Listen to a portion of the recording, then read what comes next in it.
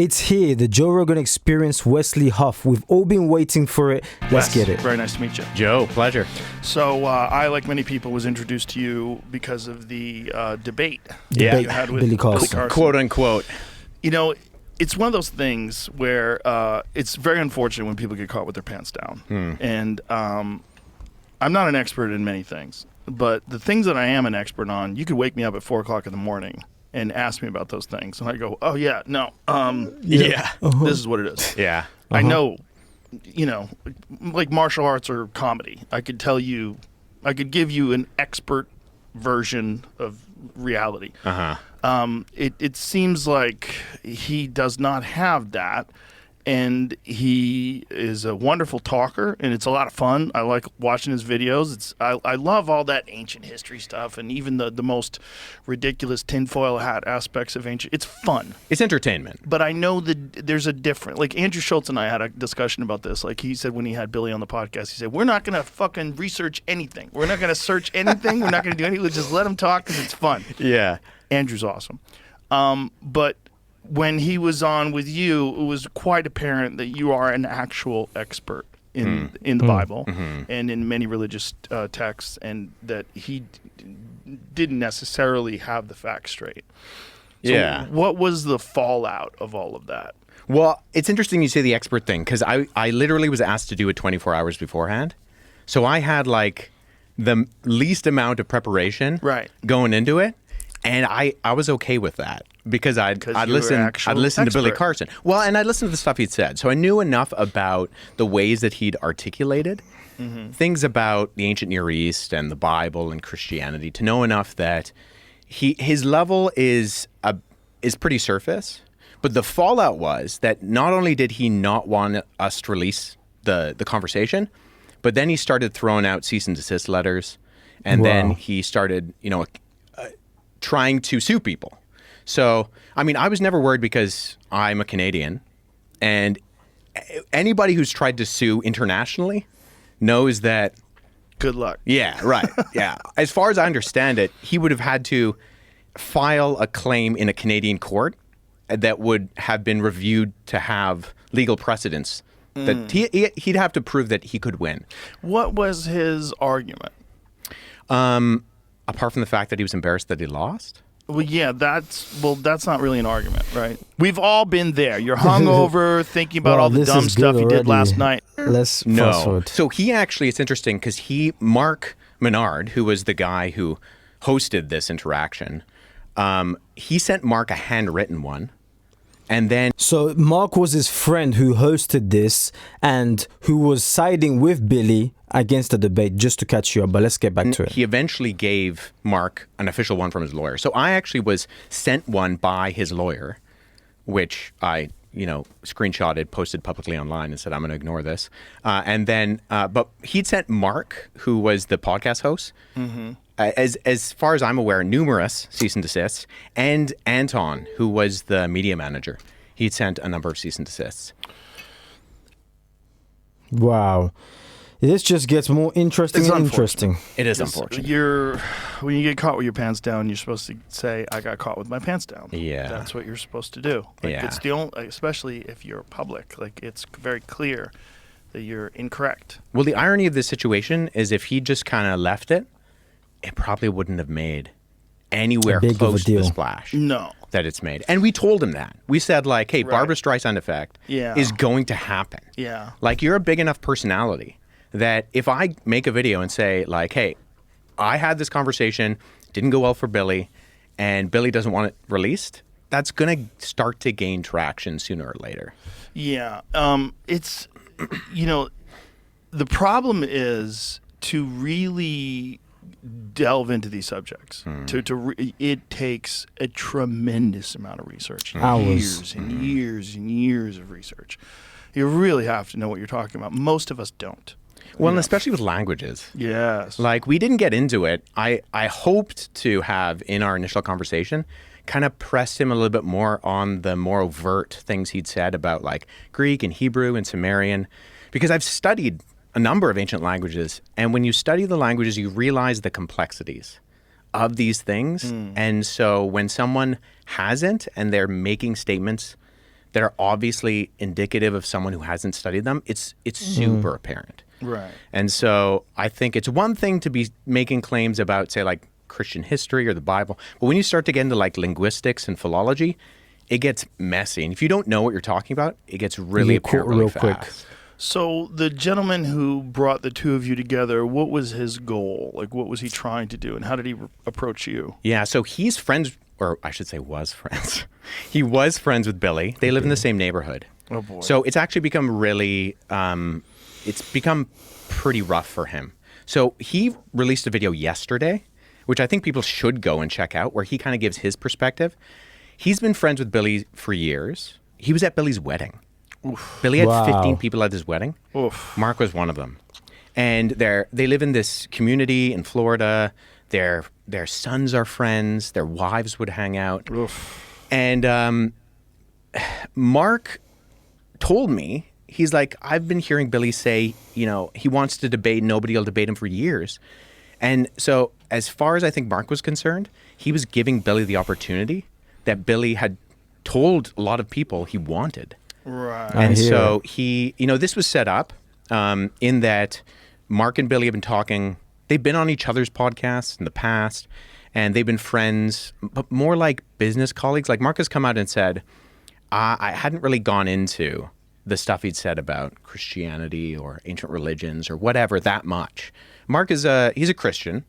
He has like a public profession of faith, and him and Billy had talked about the fact that they wanted to talk about like faith stuff and some of their differences, and that that Mark was kind of prepping for this, and his media manager Anton had sent him some of my stuff and said like, Wes has done some stuff on some things that Billy has talked about, and you know, maybe you should look up some of this stuff, you know, read into it. And Mark, very last minute, was like, well, I feel inadequate.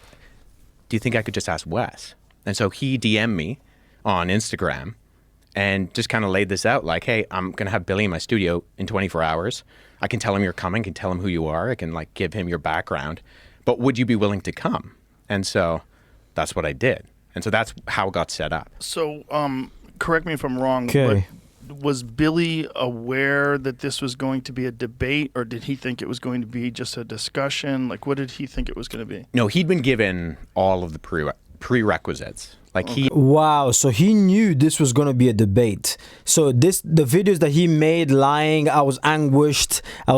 He knew going into this is the debate, and he just lost. What did he think it was going to be? No, he'd been given all of the prerequisites. Like he knew we're going to go over some of his stuff that he'd said about Christianity, that I was going to come in, who I was, what my name was, some of my background, and that part of the conversation was going to be me kind of asking him some clarifying questions and rebutting some of the things that he said.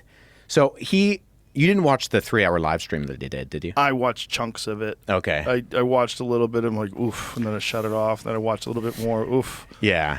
So unfortunately, Billy there says he had no idea going in. And I mean, as Mark said in his video that he released yesterday, I mean, that's patently false.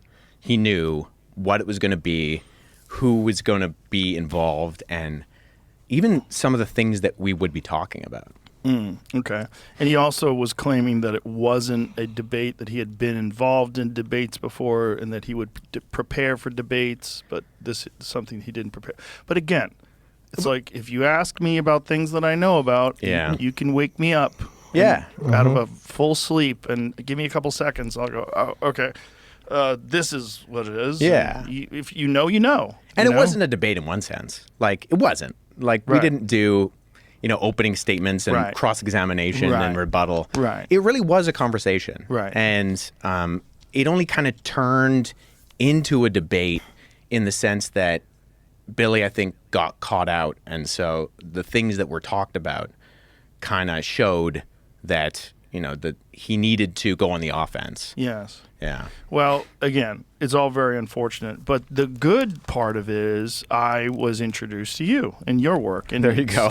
Very, very extensive and very fascinating. And the videos that you sent me on Instagram, I watched both of those today as well. Awesome. So really, God works in mysterious really ways. interesting stuff. And your knowledge of the history of the biblical texts and Codex Sinaiticus and all these different things, very, very fascinating stuff.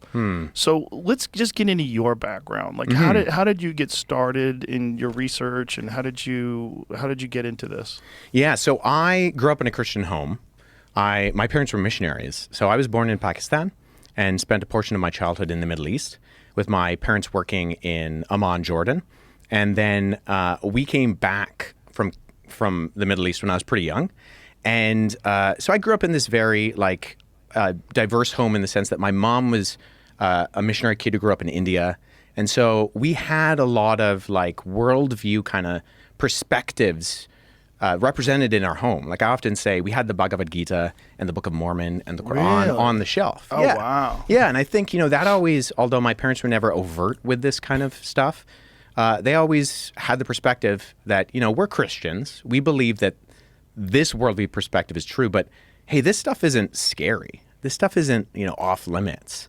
We can investigate these things. And they never said that outright, but that I always felt this kind of attitude of that kind of perspective. And, having been exposed in majority Muslim contexts and seeing that kind of stuff, and my mom having a pretty good knowledge growing up in India of things like Hinduism and Sikhism and that.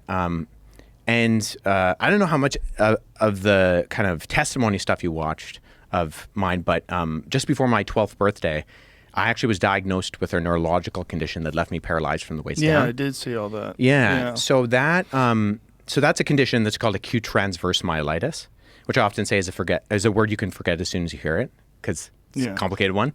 But what happened was that I had the flu and my body's immune system attacked the nerve endings at the base of my spinal cord and caused swelling and cut off the communication between my brain and my legs. And instantaneously, right? Yeah, basically. I'd gone down for a nap. I was camping out in the bathroom floor for flu reasons. And when I woke up, about 30 minutes later, I couldn't feel my legs. And so, yeah, that's the acute part of the acute transverse myelitis, was that it was basically instantaneous. And that's what made the diagnosis as severe as it was. Like they said, there's a 30% chance. It was like a small percentage of a probability that I would recover, but a much higher percentage that there would be a lot of either complete paralysis for the rest of my life or some kind of issues with walking. It's related to diseases like multiple sclerosis in that it's neurological and it affects that kind of thing. And 1 month from the day that I woke up and couldn't feel my legs, I woke up on a Saturday morning, got out of bed, walked over to my wheelchair and sat down. 1 month? 1 month, yeah. January 8th to February 8th, exactly. Very fortunate. You're telling me. Yeah. Yeah. What treatment did they give you? So initially they gave me steroids to reduce the swelling, but so I spent 11 days in the hospital being overseen by pediatric neurologists and specialists in this, because it's a very rare condition. And so they were studying me, and they gave me steroids, and they did some other tests, but really there was no true kind of treatment in that. So I was doing physiotherapy. I would be pulled out of gym class in school, but it was a little bit of a joke. Like, can you move your legs? Can you? It was. Could you move anything? No, nothing. Could you feel anything? No. In fact, when I was in the hospital, I'd wake up and there'd be pinpricks in my legs because they'd be testing where the reactions were, and they'd have used a syringe. And so I'd wake up and there'd be these tiny little pinpricks in my legs because they'd been testing while I was asleep to see what the kind of, whether it was registering neurologically with anything. But I couldn't feel anything. I was fully a paraplegic. Whoa. Yeah, but going back to that, so I experienced this, what I consider to be a true supernatural experience in that I walked into the hospital to the doctors that had overseen me, and they were the first ones that used the word miracle. They said, we really don't have any type of medical explanation. And mainly because there was no atrophy. Because of the cutoff of the communication, my muscles in those 30 days were fine. And it's a short amount of time, but they said there should be something, and we're picking up nothing. That's crazy. Because I've broken limbs before and had them in casts, and just in the 6 weeks that you have a cast on, you have massive atrophy. Yeah. So that was the kind of predication for them using the word miracle. And so that's kind of, it marks this, what I do consider to be like this supernatural, something happened. But did you feel like that was like a calling that like led you to a very Good specific question. mindset after that? It's an interesting way of putting it. I mean, as much as you could at 12 years old. Right. But it must have had a significant impact on your psyche and your perceptions. Yeah, well, it definitely led to things like later in life, I got very involved in athletics, in track and field. And part of that was feeling a conviction that I knew what it was like to not be able to wake up and walk out of the room. Right. And so taking that pretty seriously and competing competitively well into university. Because even though, I wasn't the most naturally talented individual on the team, I felt like a motivation to be able to, I don't want to waste this. Right. Yeah. Right. And then later on, in terms of your original question, the difference in that was that I realized, there's something out there, something happened that I can't totally explain on naturalistic terms. But how do we go from that to saying, well, then this worldview is correct? And so despite, being raised in a Christian home, I felt...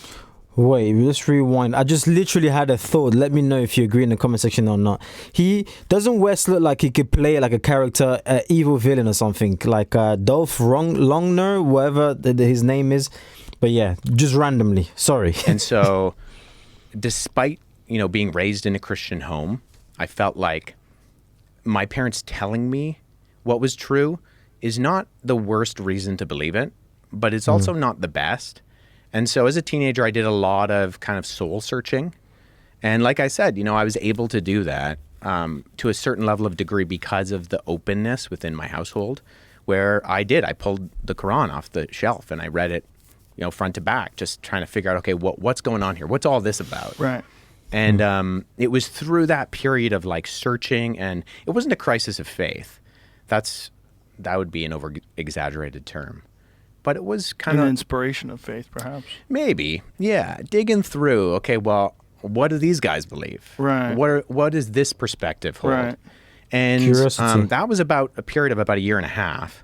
And at the end of that, I did truly feel that, I think in the ways that in my limited ability as a teenager to investigate these things, I think that Christianity is true.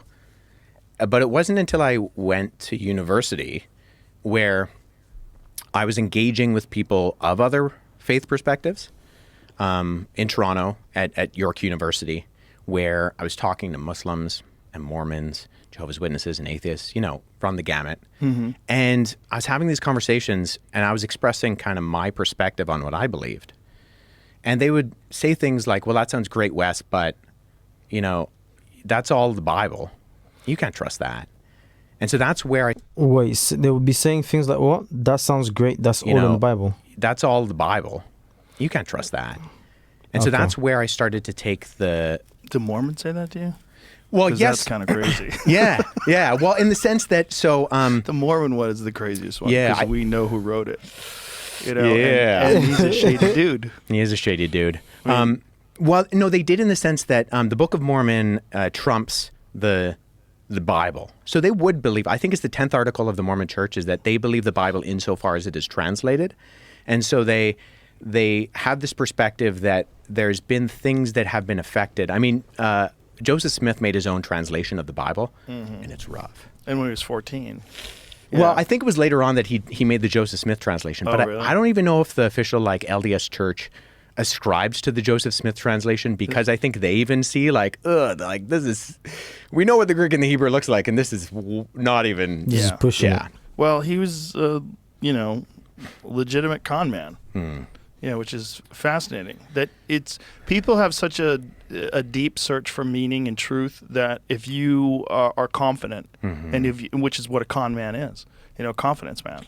If you are really good at expressing yourself and really like you show confidence in your convictions, you can persuade a lot of people. Yeah, confidence is not competency. Yes. And unfortunately, those things get confused a lot. Like, well, it covers up for competency sometimes. Yeah. In religion and politics. And I could tell these two are going to end up being friends after the podcast. You could just see the bond where Joe feels like I'm genuinely learning something. Wait, dude, this guy's cool. Hey, this guy's cool. So they might even have exchanged numbers, I'm sure. But yeah, this is good stuff, man. Thank you, Jesus, for allowing this to happen. This Billy Carlson false prophet. I've been saying this for the longest on my channels. But let's carry on. Convictions. You can persuade a lot of people. Yeah, confidence is not competency. Yes. And unfortunately, those things get confused a lot. Like, well, it covers up for competency sometimes. Yeah. In religion and politics and like all sorts of things, right? In everything. Yeah, in everything. I mean, I think because people want to, like, it's very difficult to be an expert in a subject. And I think people want to believe that they are, and they don't want to do the work. Right. Yeah. Yeah, well, I mean, I think that's why, experts themselves feel a lot of inadequacy, is because they study a subject and realize, like, I'm never going to get to the bottom of this hole. Right. So, unfortunately, most subjects are very, very nuanced and very deep. Yeah. I mean, especially when you're talking about ancient religion. Yeah. I mean, you're talking about things that were a oral tradition for a long time before they're even written down. So it's a long trudge to get to the bottom of things. Yeah. And part of the whole, like, what I was trying to get Billy in that conversation that I had with him to get to the bottom of, partly was a question of methodology. Like, I think he got frustrated at me at one point because I kept asking, what are the criteria that you're using when you're looking at one source versus another source and coming up with a conclusion? Because in historiography, it's the inference to the best explanation. And so there are different ways that you go about that, different methodologies. And historians very rarely disagree on the data and the evidence. It's the conclusions that you draw from that. Right. But then there are some things that are just out and out false. And I don't think Billy totally knew what I was talking about, but it's those criteria that we look at when we look at something that does come from like an oral tradition and eventually gets written down and becomes a literary text. And then you analyze that on the basis of it being a literary text. This is sort of the problem between with being self-taught rather than conventionally academically trained. Definitely. Where you're trained in very specific disciplines and you're taught to understand the foundation before you understand like how to put a window in. Yeah. There's a lot of things that you have to know from the base, from the beginning. Like, do you have a water line? Do you have power? Like, there's a lot of stuff. There's a lot of things going on when you're trying to construct an expertise in something, especially something that is so complicated. And one of the things that I've gotten out of I've probably watched probably 20 hours of your stuff over the last couple of weeks.